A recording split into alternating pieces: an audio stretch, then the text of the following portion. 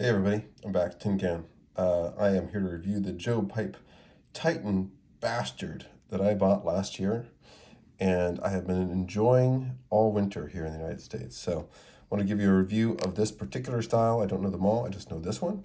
Give you a sense of what this pipe is like in terms of the smoking and cleaning, etc. after months of use. I smoked this pipe quite a bit here in the US through some very cold weather. I live in the north, and so I can give you a sense of what this is like in my current climate. So why don't we start with the design and the fit? I was really impressed when I first opened this up. I am still impressed. This is a very well engineered pipe, well manufactured pipe, very smooth finish, very light.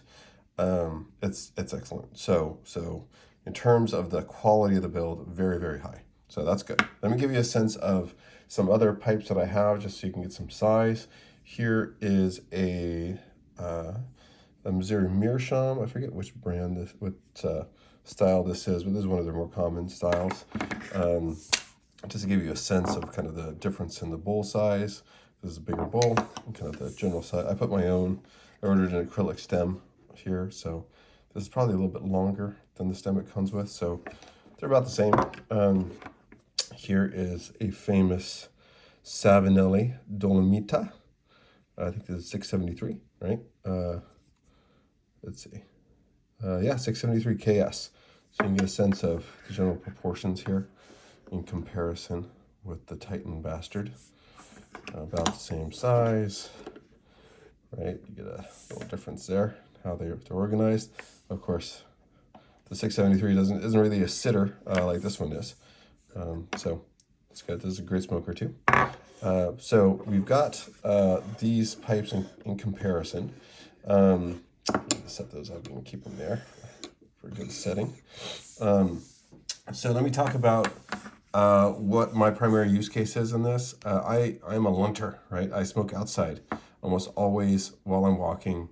I really enjoy that way of smoking. Kind of keeps me from smelling bad, gets me kind of enjoying the great outdoors. So this is great for that.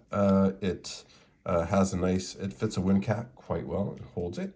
I'd also say that I'm able to light this in the high winds with a jet lighter, which I know is not the best way because you can really cook your tobacco too high, but I'm careful.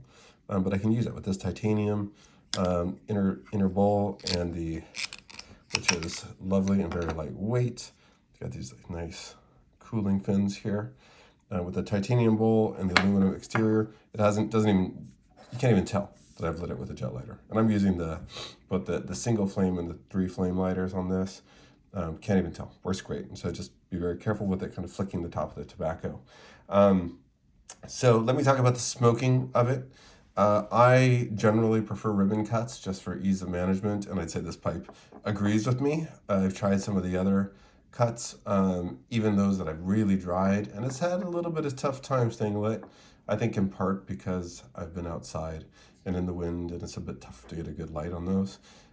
So it does have its preferred cuts, like every pipe does. I would say a couple things come down to how it smokes. So let me see. The first taste, the surprise I had when I was smoking this is that you do get a very pure tobacco taste. So what does that mean? It means that it is the tobacco and tobacco only that you're tasting. Unlike one of these pipes that builds up a carbon cake in it. I realized after smoking a pure pipe and a clean pipe like this, is that carbon absolutely impacts the taste of the tobacco that you're smoking at the time. You taste the carbon in these, which makes a lot of sense why people will dedicate pipes to certain tobaccos, because then you only have that taste profile of that blend of tobacco that you're getting repeating over and over and over, so you get a very unique buildup and rich carbony taste to your tobacco. That's not the case with this one, right? So it's a different experience. I can smoke a bowl of my favorite English in here, in this one, for example, or this, right? I mostly use my cobs for aromatics. I can smoke in there, and that's a very different taste than in the Joe pipe. So the Titan Bastard definitely gives you a different perspective. It's probably more similar to smoking a clay pipe, I'd imagine. And so it's an interesting experience. So let's see what else. It's different, and honestly, I think the aromatics do pretty well actually better in this Job pipe than they would in a Cobb. In part because you're not having the carbon overwhelm whatever flavor might be added to your aromatics. So you taste it a lot more, right? So not all aromatics you can taste at all, right? That kind of is kind of burns off, and it's for the pleasure of the person smelling it, and not the smoker. But with the Bastard, you definitely get some of that flavor. It holds out longer. Temperature wise, let's talk about temp. The premise of this is a nice cool smoke and that it's easy to clean. I will say it absolutely is a cool smoke. There is a risk though, I will say. Because the smoke is cool and you don't get tongue bite, I definitely overheated the tobacco in the bowl itself. So I would smoke it and it would be tasting off. I'm like, why am I smoking it? It should be cool smoke. It is cool smoke. There's no tongue bite because I was huffing and puffing and really drawing and overheating tobacco in the bowl. And I did not have that feedback in my hand that you would say with either one of these. That you get kind of the bowl is too warm, set it aside, let it cool down. You don't get that tactile feedback with this.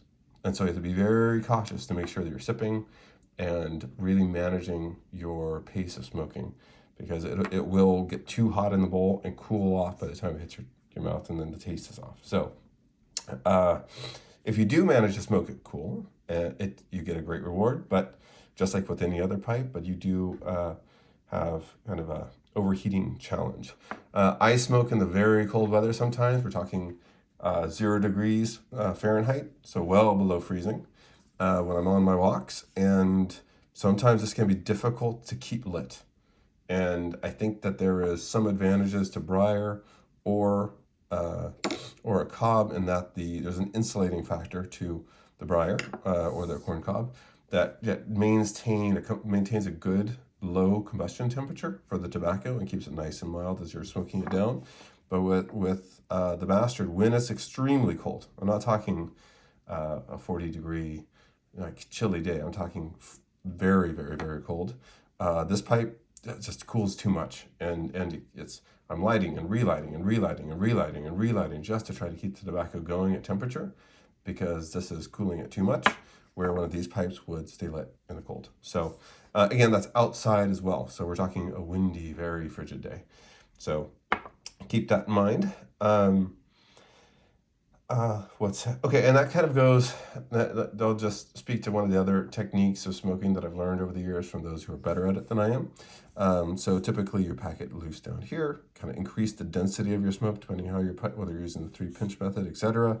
And then you only light the surface up here, and then as it burns down, you're getting like a tea-like flavor release of steeping a bag of tea. And so this tobacco down here is not combusting, but the heat is opening up those leaves, and you're getting those amazing flavors coming out, those complex flavors that are so delicious, which we all enjoy.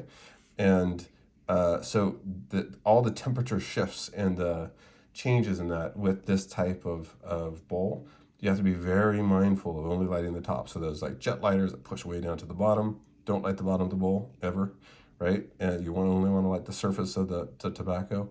And so you just have to be mindful of that as you're smoking this bowl, and it just takes a little more, I'd say, practice, which we all love to do, to practice smoking. Do it over and over and over again, and you'll get better at it. Okay, so let me see. So I've covered preferred cuts, I've covered the temperature management, I've covered the taste and the differences there. Now it comes down to cleaning. It's a cinch, man. So with these bowls, I mean, you have to manage them as you would any other pipe. You have to clean your stem, clean your bowl, make sure every once in a while you have to remove that carbon as a pipe sweetener. I rarely do. And they kind of smell afterwards. My wife hates the smell of my pipes after they've been smoked, so I just have to store them away, hide them away. Now, I do not have the problem at all with this pipe. You just pop this out. You can wash this in hot water. I wash it in hot water, maybe a little bit of alcohol, mouthwash, whatever, and it takes the smell out.